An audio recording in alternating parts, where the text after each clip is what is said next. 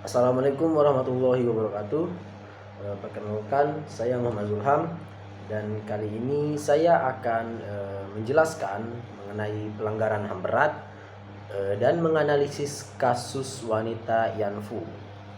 Jadi pada Perang Dunia Kedua yang merupakan periode kelam dalam sejarah manusia, yang dimana berbagai pelanggaran hak asasi manusia terjadi secara meluas. Salah satu pelanggaran beratnya adalah dan yang paling mengerikan adalah perbudakan seksual militer yang dialami oleh wanita Yanfu. Pada video Eka Hindra menggali kisah para pengamat, Yanfu memberikan gambaran mendalam tentang sistem perbudakan seksual militer yang diterapkan oleh Jepang selama Perang Dunia Kedua, khususnya di wilayah Asia Tenggara.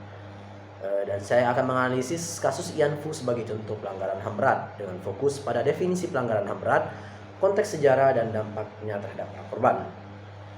Jadi, pelanggaran HAM berat merupakan pelanggaran hak asasi manusia yang serius dan sistematis yang mengakibatkan penderitaan dan kerugian yang besar kepada korban. Pelanggaran ini biasanya dilakukan oleh negara atau kelompok yang memiliki kekuasaan dan seringkali melibatkan kejahatan terhadap kemanusiaan, genosida, dan kejahatan perang. Beberapa ciri khas pelanggaran HAM berat ada sistematis dan meluas, yaitu pelanggaran HAM berat dilakukan secara terorganisir dan sistematis, melibatkan banyak korban dan terjadi di berbagai wilayah. Lalu juga penderitaan dan kerugian.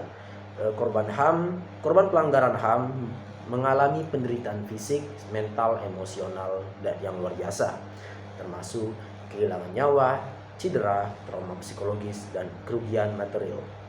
Lalu kejahatan terhadap kemanusiaan. Pelanggaran HAM berat seringkali melibatkan kejahatan terhadap kemanusiaan, yaitu tindakan yang dilakukan secara sistematis dan meluas terhadap penduduk sipil, seperti pembunuhan, penyiksaan, pemerkosaan, dan penganiayaan. Lalu ada genosida. Dalam beberapa kasus pelanggaran HAM berat yang terjadi dapat berkembang menjadi genosida, yaitu tindakan yang dilakukan dengan tujuan untuk menghancurkan sebagian atau seluruh kelompok etnis, ras, atau agama tertentu.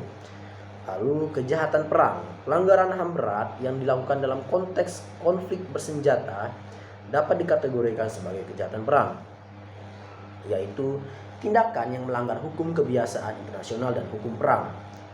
Lalu cirinya adalah pelaku dengan kekuasaan. Pelaku HAM berat biasanya adalah negara atau kelompok yang memiliki kekuasaan baik dari militer maupun politik. Nah, pada kasus wanita Yanfu merupakan sebuah tragedi yang mengungkap pelanggaran HAM berat.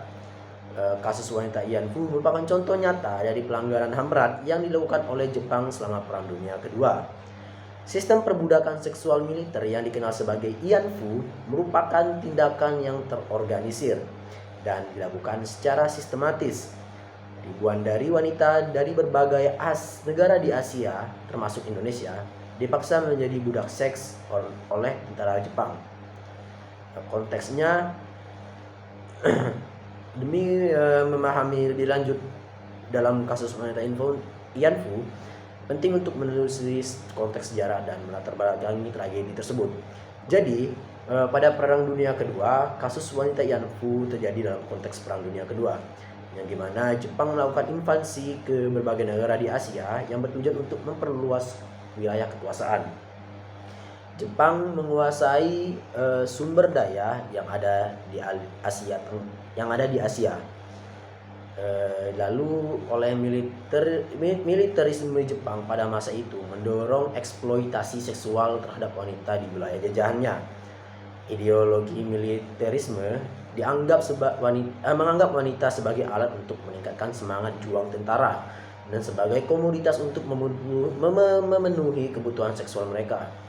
Dalam sistem perbudakan Yanfu merupakan bentuk perbudakan seksual militer yang terorganisir, yang dimana wanita dipaksa menjadi budak seks untuk melayani kebutuhan seksual tentara Jepang. Lalu pada proses perekrutan dan penculikan wanita Yanfu dilakukan dengan berbagai cara. Yang pertama ada penculikan, yang dimana wanita-wanita muda diculik dari rumah mereka, jalanan, atau tempat umum. Lalu dengan penipuan, wanita-wanita ditipu dengan janji pekerjaan yang baik, tetapi kemudian dipaksa menjadi budak seks. Lalu dengan paksaan, wanita yang dipaksa masuk ke dalam sistem Yanfu oleh pihak berwenang atau keluarga mereka sendiri. Lalu pada hidup dalam penjara. Pada kasus tragis para wanita Yanfu, hidup para wanita-wanita Yanfu di tempat penampungan seperti rumah bordil, militer atau tempat-tempat yang terpencil lainnya yang merupakan neraka hidup. Mereka dipaksa melayani para tentara Jepang tanpa henti, mengalami kekerasan fisik dan seksual, dan hidup dalam kondisi yang tidak manusiawi. Lalu kekerasan seksual, wanita Yanfu dipaksa melakukan hubungan seksual dengan banyak tentara Jepang tanpa persetujuan, tanpa perlindungan, dan tanpa rasa hormat. Dan mereka seringkali dipukuli, disiksa, dan dianiaya secara fisik jika menolak melayani atau melanggar aturan. Kondisi hidup yang tidak sehat dan manusiawi membuat wanita Yanfu rentan terhadap berbagai penyakit seperti penyakit kelamin, tuberkulosis, dan malnutrisi. Banyak dari mereka yang meninggal akibat penyakit, malnutrisi, atau bunuh diri karena tidak tahan dengan tindakan dan penderitaan yang mereka alami. Ada juga upaya penegakan adilan.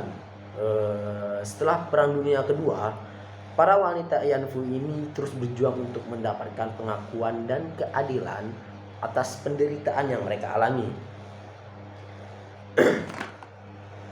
Teknisi peneliti independen seperti Koo Hyun memainkan peran penting sebagai dokumenter dalam kisah-kisah wanita Yanfu dan mengadvokasi hak-hak mereka.